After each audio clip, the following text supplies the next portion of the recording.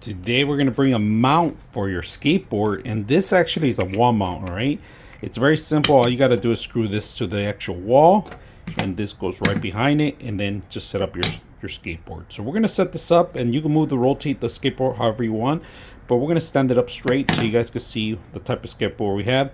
You can face it back or forward on the skateboard, doesn't matter. It has a grip on. So let's put this together and see how it works. Here we have a skateboard. If you guys can see, this thing could go either on the front or in the rear. All right, and we are going to set it up in the rear so you guys can see the actual images. All right, so that's how we're going to have it.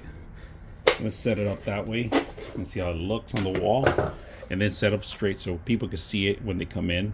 It could be a multiple collective of skateboards that you have, different brands. This is good. They have this for guitars, now they have it for skateboards. As you can see, here's a skateboard. All right, now to remove it, you open it up. Just be careful not to drop it, because let's see, I don't want to drop it.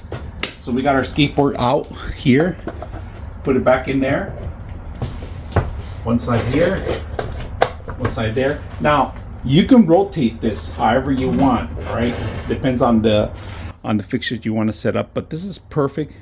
It has the handles there.